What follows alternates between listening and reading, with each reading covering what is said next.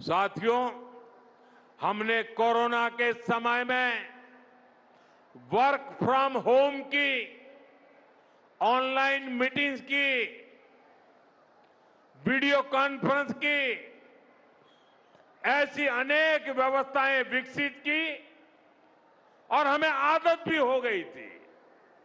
आज समय की मांग ऐसी है कि उन व्यवस्थाओं को हम फिर से शुरू करें तो वो देश हित में होगा। Work from home, online conferences, virtual meetings, इनको हमें फिर से प्राथमिकता देनी है। साथियों, आज जो संकट है उसमें हमें विदेशी मुद्रा बचाने पर भी बहुत जोर देना होगा, क्योंकि दुनिया में पेट्रोल डीजल इतना ज्यादा महंगा हो गया है, पहले से कई गुना ज्यादा कीमतें बढ़ गई है। तो हम सबका दायित्व है कि पेट्रोल डीजल की खरीद पर जो विदेशी मुद्रा खर्च होती है, पेट्रोल डीजल बचाकर हमें वो मुद्रा भी बचानी है। इसके लिए हमारे छोटे छोटे प्रयास भी देश की बहुत मदद कर सकते हैं। जैसे आजकल जो विदेशों में शादियों का, विदेशों में घूमने का, विदेशों में वैकेशन पर जाने का मिडिल क्लास में कल्चर बढ़ता जा रहा है। हमें तय करना होगा कि जब ये संकट का काल है और हमारी देशभक्ति हमें ललकार रही है, तो कम से कम एक साल के लिए हमें विदेशों में जाने की बातों को टालना चाहिए। भारत में बहुत सारी जगह है, वहां हम जा सकते हैं। बहुत कुछ भारत में किया जा सकता है। इस बेटी को नीचे बिठाइए, उसे थक जाएगी। उस बेटी को बिठाइए। वो थैंक यू बेटा, थैंक यू। बैठिए, आप नीचे बैठिए। मैंने देख लिया बेटा, उसको देख लिया, अब आप बैठ जाइए। हाँ, इस छोटी बच्ची को क्यों परेशान करते हो भाई?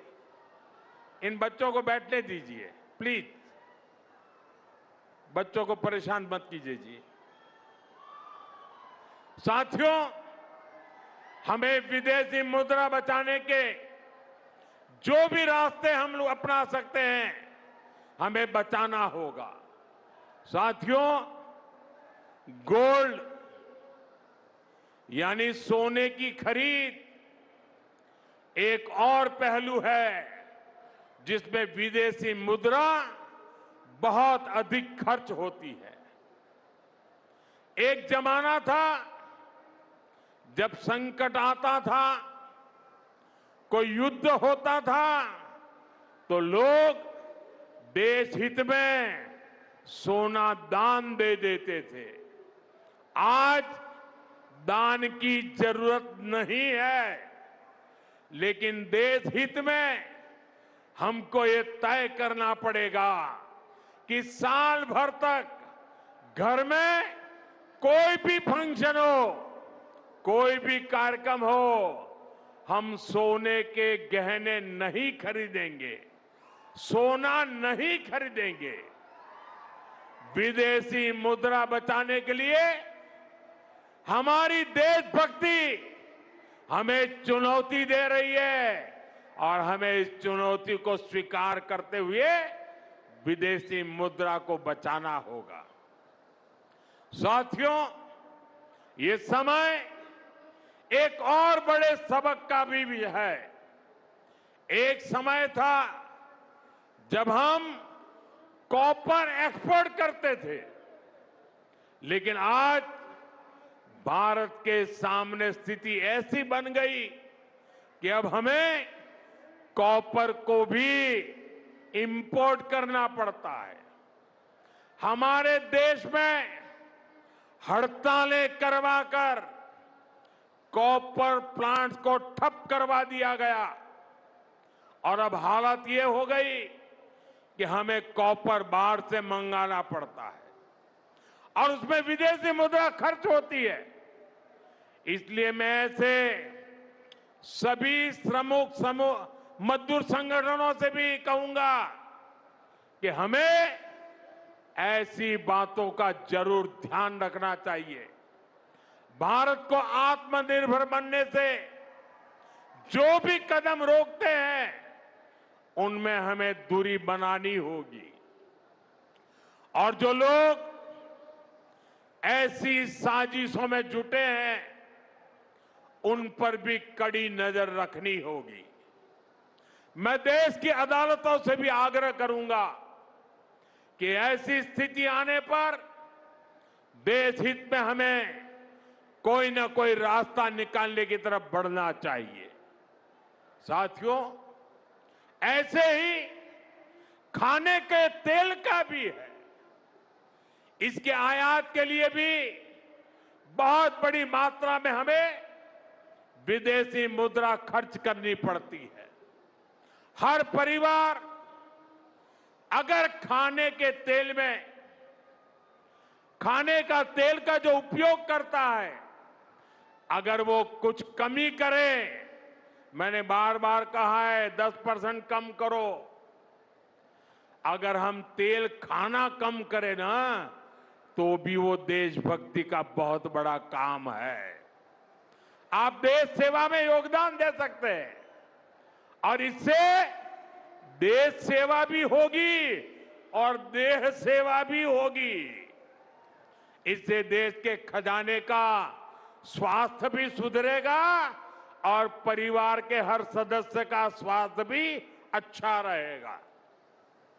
साथियों, विदेशी मुद्रा की खपत वाला एक और सेक्टर हमारी खेती है। हम बहुत बड़ी मात्रा में बाहर से केमिकल फर्टिलाइजर इंपोर्ट करते हैं। केमिकल फर्टिलाइजर खेती के कारण हमारी धरती मां को बहुत पीड़ा हो रही है। हमारे खेत बर्बाद हो रहे हैं। अगर आज हम अपने खेत को नहीं बचाएंगे तो भविष्य में फसलों पर भी खतरा आ जाएगा। इसलिए बहुत जरूरी है कि हम केमिकल फर्टिलाइजर की खपत 25%, 30%, 40%, 50% उसको घटाए, आधी कर दें और हम उसके साथ साथ नेचुरल फार्मिंग की तरफ बढ़े।